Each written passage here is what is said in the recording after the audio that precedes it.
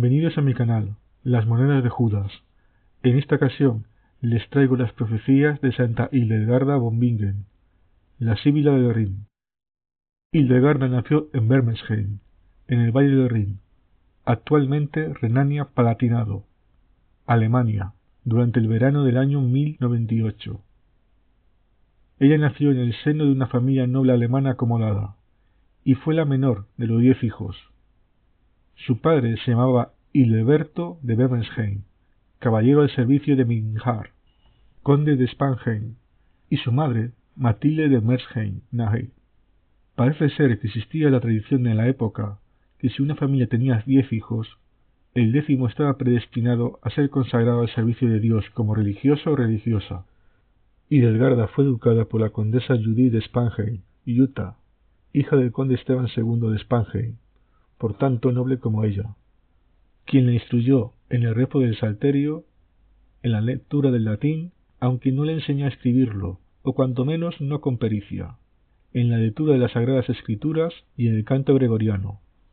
Santa Hildegarda no fue nombrada doctora de la Iglesia Católica por méritos intelectuales propios, aunque ella era una mujer culta para los estándares de la época. Su sabiduría fue dictada por una entidad divina, según sus superiores dentro de la Iglesia Católica. En películas como El nombre de la rosa, del cineasta Jean-Jacques Annaud, basada en la novela homónima de Umberto Eco, se muestran abadías y otros recintos religiosos con bibliotecas repletas de libros y tratados de todo tipo. La realidad de la época era algo diferente. Había libros, sí, pero no tantos. Los centros religiosos católicos se habían convertido en santuarios, en reductos de la cultura, después de la caída del Imperio Romano y la aparición de las monarquías de los pueblos germánicos bárbaros. Hubo ciertamente una involución cultural y económica muy grande, que dio lugar a un sistema feudal, con una producción de bienes y servicios limitada. En la Edad Media, no había asistencia sanitaria pública universal como ahora. Por esa razón, los siervos se vieron obligados a recurrir a sanadores y curanderos, porque no podían pagar los honorarios de los médicos, que sólo atendían las enfermedades de los nobles y de las altas jerarquías del clero. Tampoco había un sistema educativo público, y el analfabetismo de la población en términos generales superaba ampliamente el 90%. Solo los reyes, los nobles y los miembros del clero tenían acceso a la cultura y sabían leer y escribir. En definitiva, la cultura solo podían permitírsela aquellos que pudieran pagarla, o que estuviesen bajo la influencia de algunas instituciones como la Iglesia Católica. De débil constitución física, Hildegarda sufría constantes enfermedades y experimentaba visiones. Según la propia santa, la primera visión la tuvo a los 3 años de edad. Ella veía una luz tal que hacía temblar su alma. Estas visiones siguieron produciéndose en los años venideros, pero Hildegarda no perdía los sentidos, ni entraba en estado de éxtasis. Ella describía estas visiones como una gran luz, que mostraban imágenes, formas y colores, acompañados de una voz que le explicaba lo que veía, y en algunos casos de música. En el año 1141, a la edad de 42 años, sobrevino un episodio de visiones más fuerte, durante el cual recibió la orden sobrenatural de escribir las visiones que en adelante tuviese.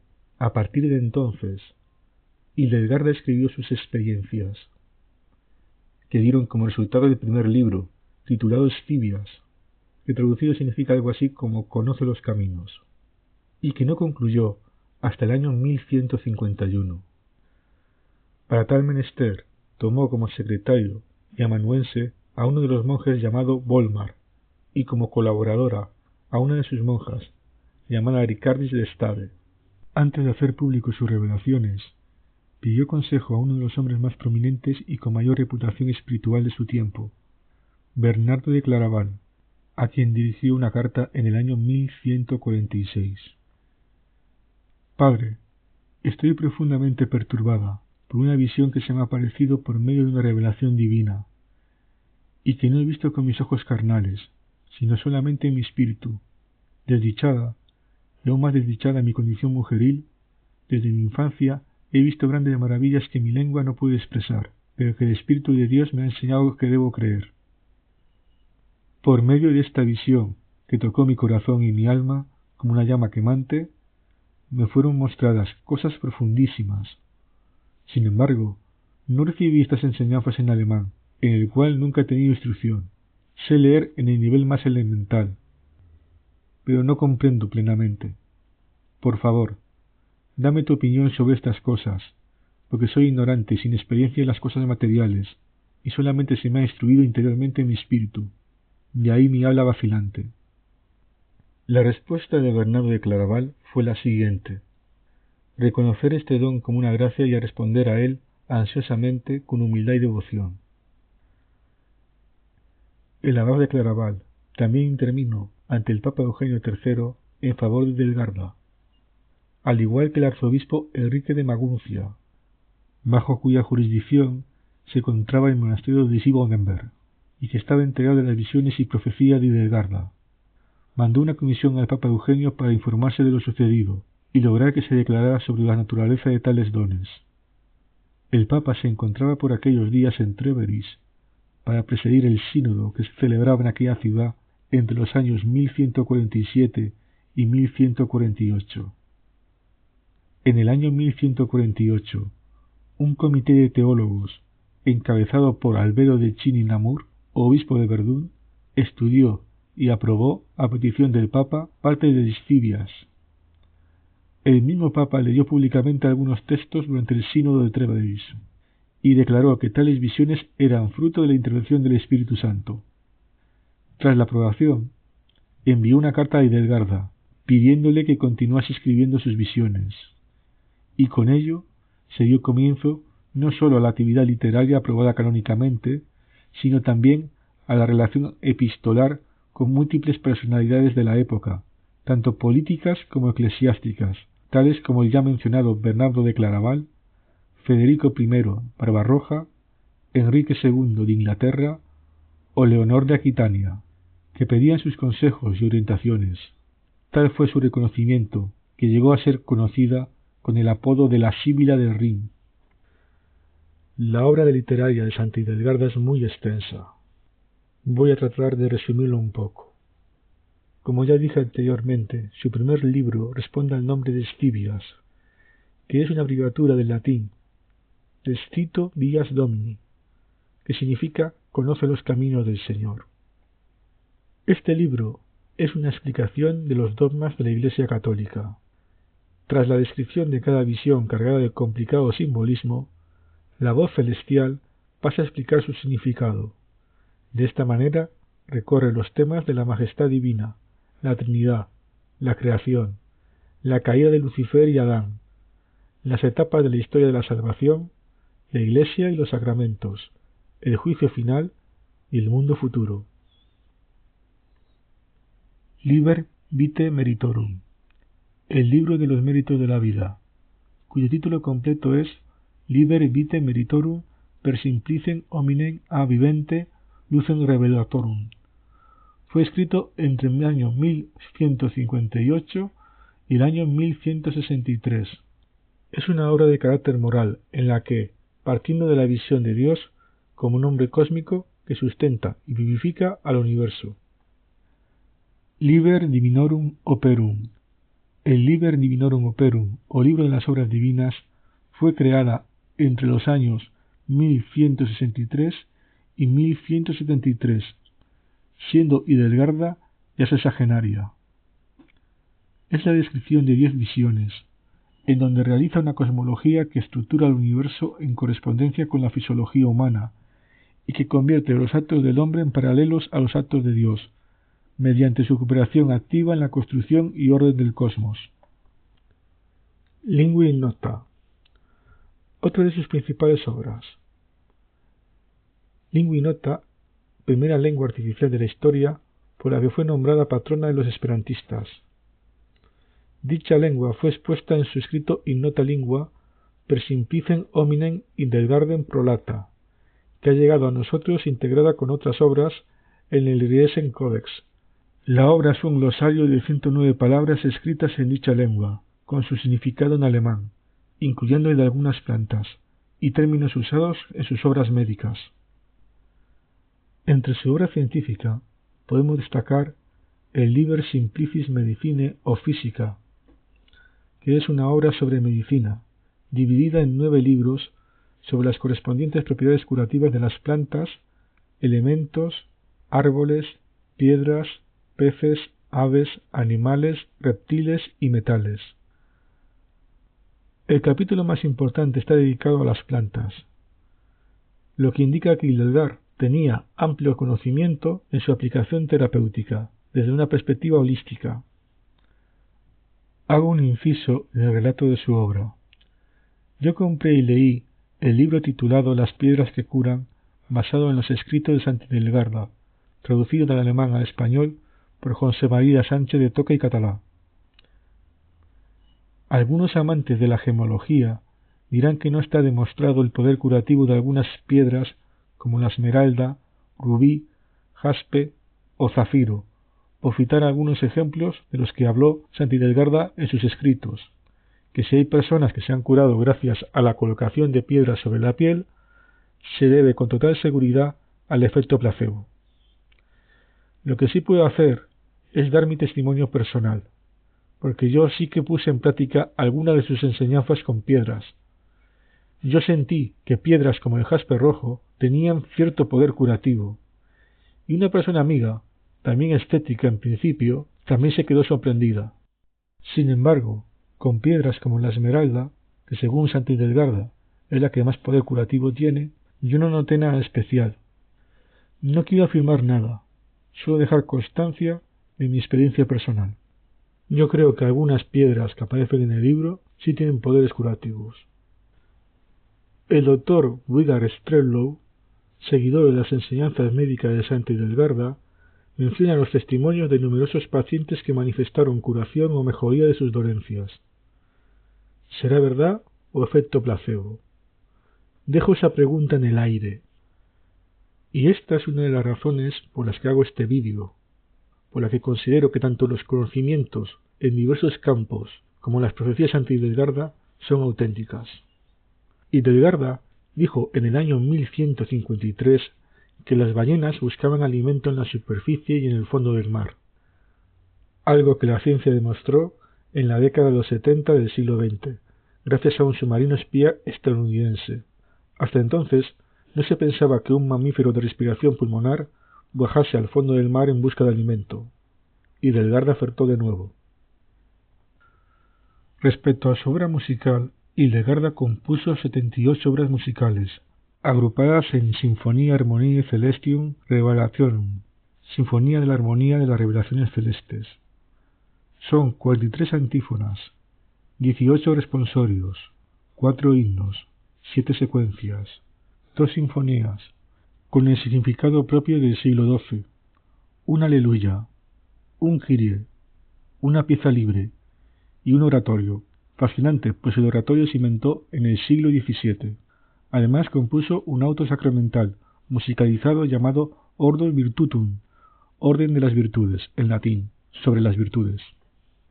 Santa Hildegarda hizo varios viajes de predicación, el primero entre 1158 y 1159, en el que viajó a Maguncia y a Wurzburgo.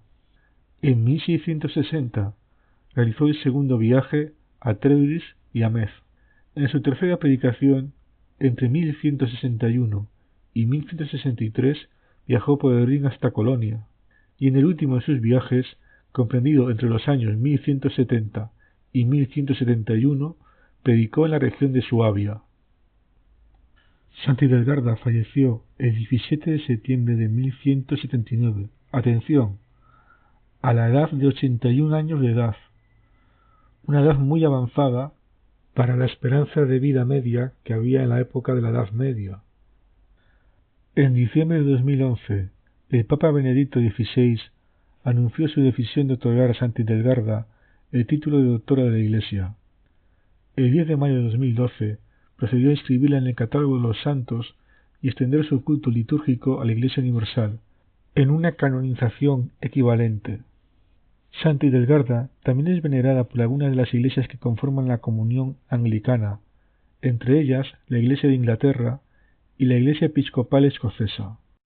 Santa Hildegarda decía: «No oigo estas cosas ni con los oídos corporales ni con los pensamientos de mi corazón, ni percibo nada por el encuentro de mis 5 sentidos, sino en el alma, con los ojos exteriores abiertos, de tal manera que nunca he sufrido la ausencia del éxtasis. Veo estas cosas despierta, tanto de día como de noche». Igualmente explica que este conocimiento sobrenatural que adquiere se da al mismo tiempo de tener la experiencia, tal como ella misma describe. Simultáneamente veo y oigo y sé, y casi en el mismo momento aprendo lo que sé. Tales visiones siempre se acompañaban de manifestaciones lumínicas.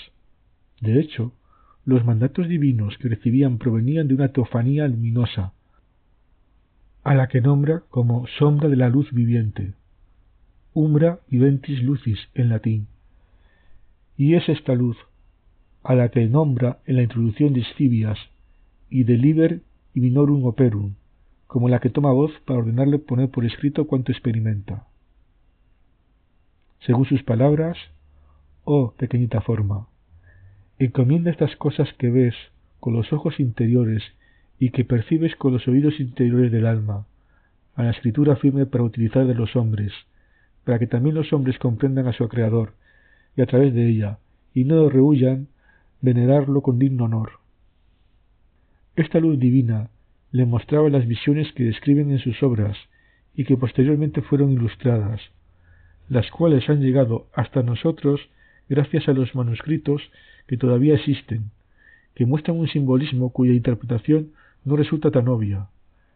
Luego pasa a explicar su significado más profundo y las enseñanzas derivadas de tales visiones. Ordinariamente, estas visiones venían acompañadas de trastornos físicos, para la abadesa como debilidad, dolor y en algunos casos rigidez muscular. Algunos estudiosos han buscado las causas neurológicas, fisiológicas e incluso psicológicas para las visiones de esta mujer medieval, siendo una de las respuestas médicas más difundida es que sufría un cuadro crónico de migraña, teoría esta última propuesta por el historiador de medicina Charles Singer y popularizada por Oliver Sacks. En todo caso, una simple migraña no explica unos conocimientos tan profundos. Y estas son algunas de sus profecías. Cito textualmente sus palabras: «El hijo de la perdición vendrá al final de los tiempos, justo antes de que el sol desaparezca en el horizonte. El hijo de la perdición será una bestia muy malvada, que quitará la vida a los que se niegan a creer en él, y se asociará con reyes, sacerdotes y ricos. Él se ganará a las personas permitiéndoles hacer lo que quieran. El anticristo nacerá de una mujer impía que, desde su infancia, tendrá conocimientos en las ciencias ocultas y en las creencias del demonio. A la vista de estas cosas, muchos estarán aterrorizados y creerán en él, y algunos, conservando su fe primitiva, sin embargo, serán juzgados y obligados a cerrar el ojo interior de su alma. Se ganará la confianza de muchas personas, a las que dirá: se les permite hacer todo lo que quieran. Renunciar a los ayunos es suficiente para que me ames, yo que soy tu Dios. Él les mostrará tesoros y riquezas, y les permitirá amotinarse en todo tipo de festividades, cuando les plazca. Él les obligará a practicar la circuncisión y otras prácticas judaicas. Les dirá: aquellos que creen en mí recibirán el perdón de sus pecados y vivirán conmigo eternamente. Él rechazará el bautismo y el evangelismo, y rechazará con burla todos los preceptos que el Espíritu ha dado a los hombres de mi parte. Luego dirá a sus partidarios: golpéeme con una espada, y coloquen mi cadáver en un sudario apropiado hasta el día de mi resurrección. Ellos creerán que realmente se entregó a la muerte, y de su herida mortal él hará una semblanza sorprendente de reanimación, después de lo cual él instaurará un cierto cifrado, que él dirá que es como un saludo juramentado. Se lo dará a todos sus servidores como el signo de nuestra fe en el cielo, y él les ordenará que lo adoren. Respecto a aquellos que, por el amor a mi nombre, rechazaran rendir esta adoración sacrílega al hijo de la perdición, Éste les quitará la vida, con tormentos de gran crueldad. Pero defenderé a mis dos testigos, Enoc y Elías, a quien he reservado para esos momentos. Su misión será combatir al hombre del mal y reprenderlo a la vista de los fieles, a quienes ha seducido. Tendrán la virtud de operar los milagros más brillantes en todos los lugares donde el hijo de perdición ha extendido sus malvadas doctrinas. Mientras tanto, permitiré que este malvado os quite la vida. Aun así, yo os daré en el cielo la recompensa de sus tribulaciones. Más tarde, sin embargo, después de la venida de Enoc y Elías, el anticristo será destruido, y la iglesia cantarán con una gloria sin precedentes. Las víctimas del gran error se agolparán para regresar al redil, pero principalmente sobre el hombre. Él agotará su poder infernal. Parece tener la capacidad de quitar la salud y sanar a las personas. ¿Cómo es eso? Al enviar a un alma poseída a un cuerpo fallecido, éste revive durante un tiempo. Pero estas resurrecciones serán de corta duración.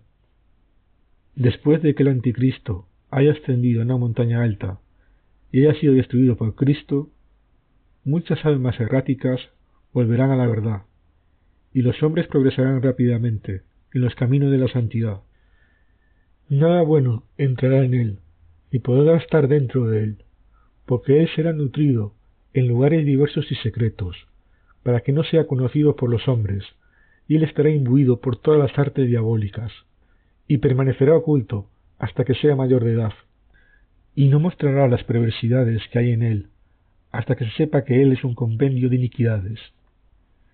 Aparentará agitar el aire, hacer que el fuego descienda del cielo, producir un arco iris, relámpagos, truenos y granizo, derribar montañas, secar riachuelos, despojar al verdor de los árboles, de los bosques y restaurarlo de nuevo.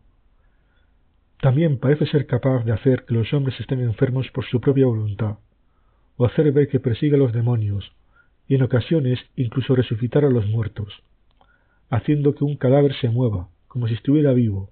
Pero este tipo de resurrecciones durarán poco tiempo, porque la gloria de Dios no lo permitirá. El anticristo perderá la vida a manos de otros, se derramará su sangre y perecerá.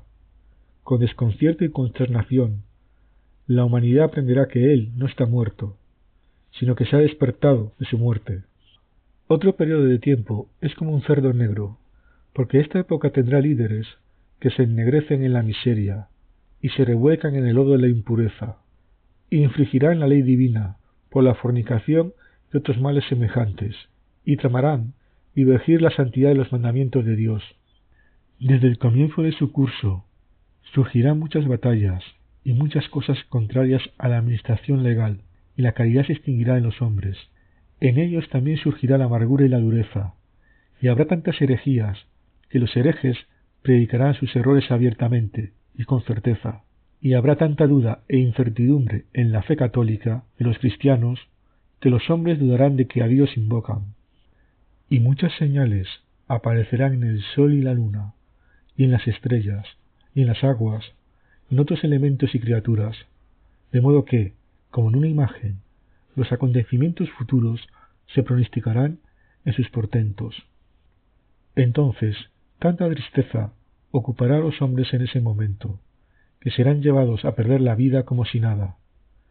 Pero aquellos que son perfectos en la fe católica esperarán con gran contrición lo que Dios quiera ordenar.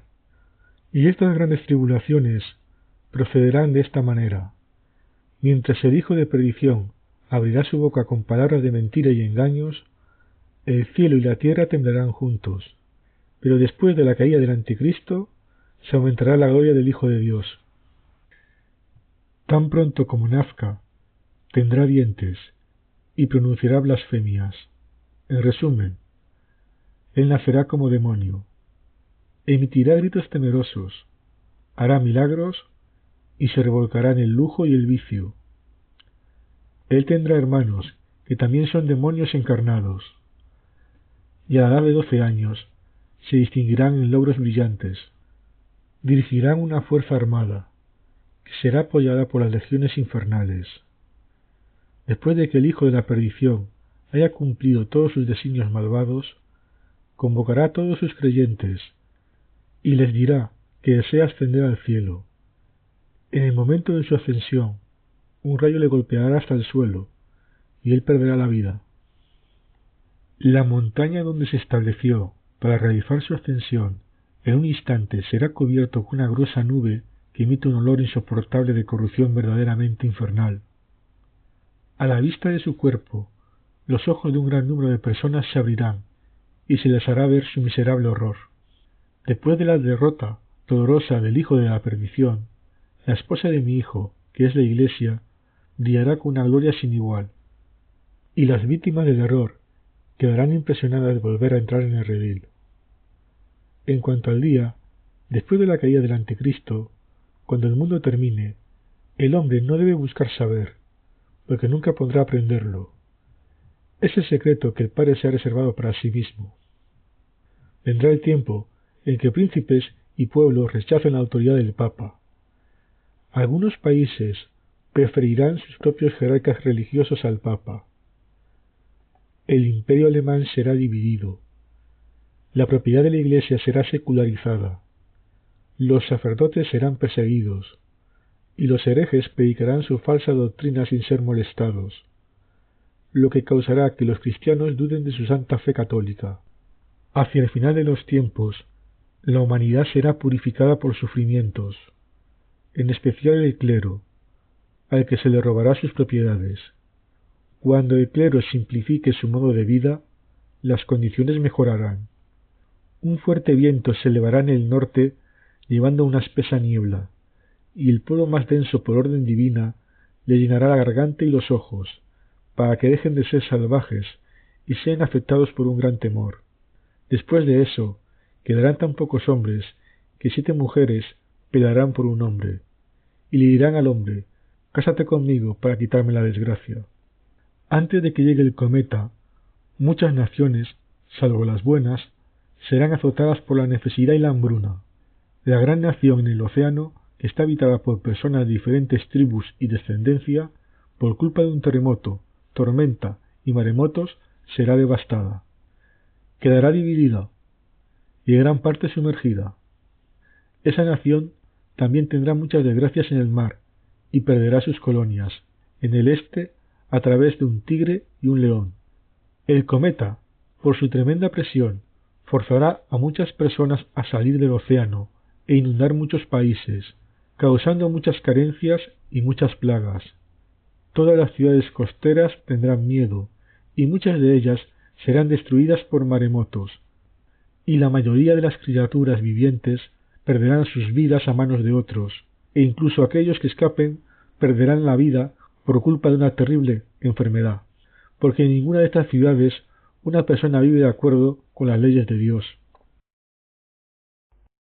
Si te ha gustado este vídeo, suscríbete a mi canal, dale al like, activa la campanilla para recibir notificaciones, puedes seguirme en las redes sociales y leer mis blogs. También puedes colaborar en este proyecto. Te dejo los enlaces en la descripción.